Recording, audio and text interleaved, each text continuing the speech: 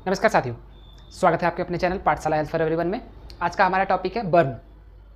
अक्सर देखा गया है कि गर्मियों के दिनों में बर्न के केसेस ज़्यादा होते हैं और नॉर्मल दिनों में भी देखा गया है कि बर्न के केसेस ज़्यादा होते हैं। तो हमने आज का टॉपिक बनाया है बर्न।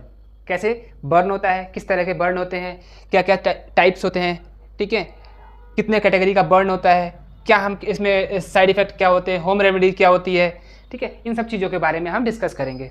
सबसे पहले टॉपिक स्टार्ट करने से पहले हम लोग डाटा की हर बार बात करते हैं, तो डाटा की बात कर लेते हैं। सबसे पहले देखते हैं कि 60 से 70 लाख लोग हर साल इम्पैक्ट मतलब कि इस चीज़ से अफेक्ट होते हैं। 60 से 70 लाख लोग, ठीक है, DGHS के डाटा के अनुसार 60 से 70 लाख लोग। वही 1,40,000 एवरी ईयर पीपल लोग, मतलब 1,40,000 लोग हर साल जलने की वजह से उनकी मौत हो जाती है, ठीक है। तो ये चीज़ें हमें ध्यान रखनी बहुत ज़रूरी है कि बर्न को हम सीरियसली लेना चाहिए। कुछ लोग इसे क्या है लाइटली लेते हैं कि नहीं ठीक हो जाएगा, इन्फेक्शन ज़्यादा होने की वजह से मौत भी हो जाती है। तो कभी भी इस तरह का हो तो प्लीज़ इस पर ध्यान दीजिए, ठीक है। सबसे पहले हम जानेंगे कि बर्न जो होता है वो कैसे कैसे होता है। फ्लेम बर्न, ठीक है, फ्लेम से हो जाता है, हॉट ऑयल से यानी गर्म तेल से, गैस सिलेंडर से। अक्सर आपने देखा होगा कि गैस सिलेंडर से होने वाले केसेस जो है वो बहुत आते हैं, ठीक है। इलेक्ट्रिक बर्न, इलेक्ट्रिक से कोई तार है वो शॉर्ट सर्किट हो गया और अब शॉर्ट सर्किट के टाइम पे आप उसी जगह पे अवेलेबल थे, ठीक है, या पूरे घर में शॉर्ट सर्किट हुआ और शॉर्ट सर्किट की वजह से आपको वो स्प्लैशेस हैं वो आपके ऊपर आ गया और आपका बर्न हो गया।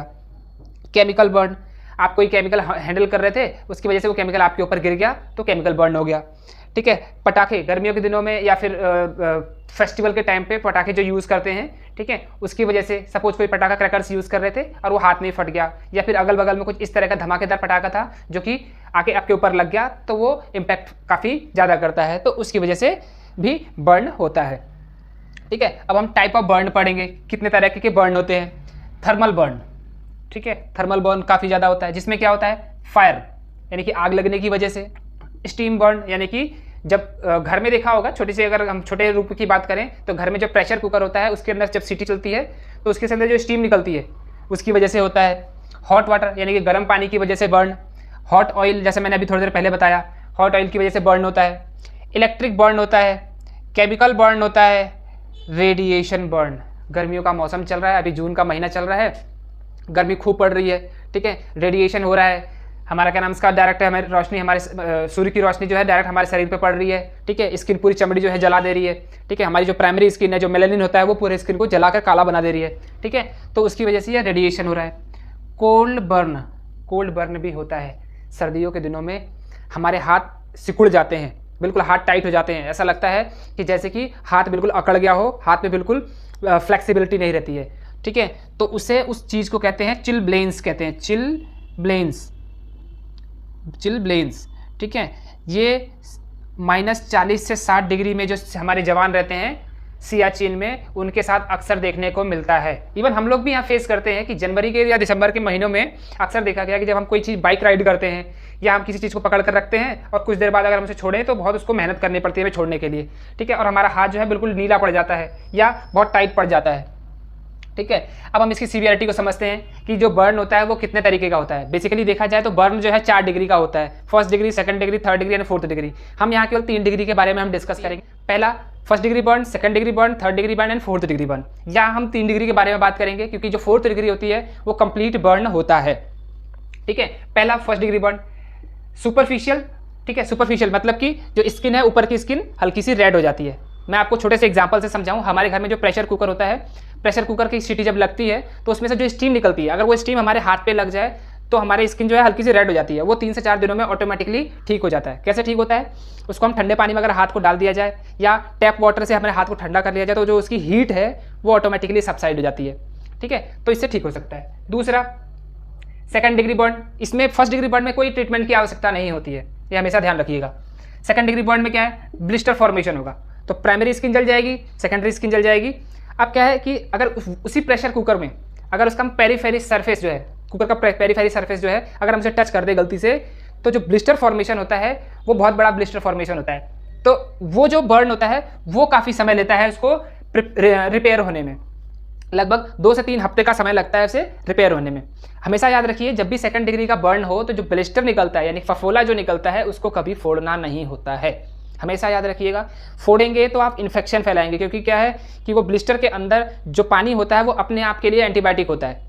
अगर आप ब्लिस्टर को फोड़ेंगे यानी फफोले को फोड़ेंगे तो एनवायरनमेंट के कॉन्टैक्ट में आने की वजह से उसमें इन्फेक्शन ज़्यादा होगा। ठीक है, इस चीज़ का हमें हमेशा ध्यान रखना है।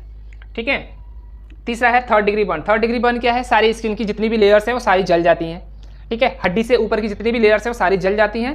ठीक है, तो यहाँ सपोज मान लिया जाए कि अगर यहाँ जला हुआ है, अगर यहाँ जला हुआ है तो मैं यहाँ से अगर किसी चीज़ को हिट करूँगा तो यहाँ की सूचना मेरे दिमाग तक नहीं पहुँचेगी। क्यों? क्योंकि यहाँ के जो न्यूरॉन्स हैं वो सारे डैमेज हो चुके हैं, तो यहाँ की सूचना दिमाग तक नहीं पहुँचती है।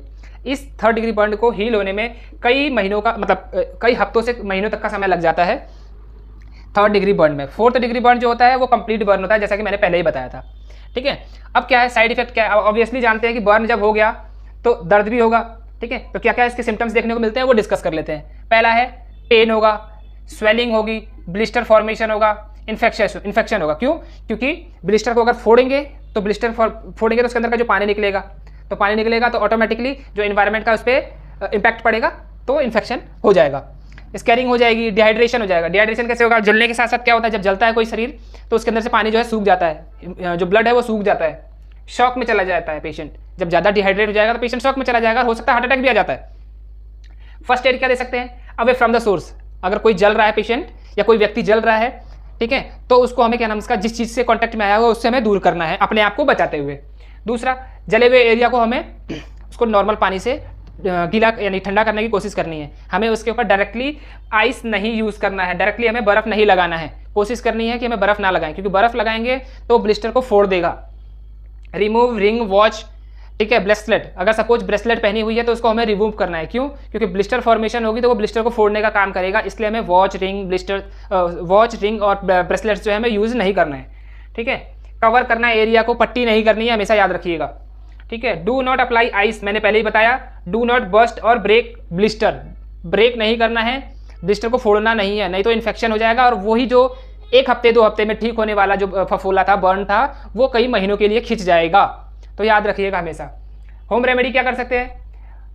पानी से धोना है, तुरंत हॉस्पिटल में नहीं कि अभी जला है तुरंत हॉस्पिटल पहुंच गए, नहीं, पहले आप उसको वॉश करिए, 15 से 20 मिनट 25 मिनट उसको वॉश करिए। जब उसका टेम्परेचर डाउन हो जाएगा, उस जले हुए एरिया का टेम्परेचर डाउन हो जाएगा, तब आपको हॉस्पिटल जाना है आगे के ट्रीटमेंट के लिए।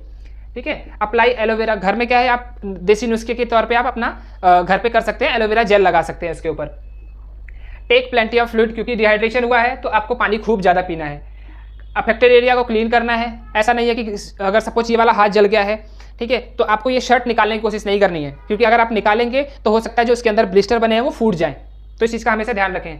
ठीक है, अब मेन जो चीज़ आती है इलेक्ट्रिक बर्न, केमिकल बर्न और थर्ड डिग्री बर्न, इन तीनों बर्न को हमेशा सीरियसली लेना है, मेडिकल इमरजेंसी कहलाती है।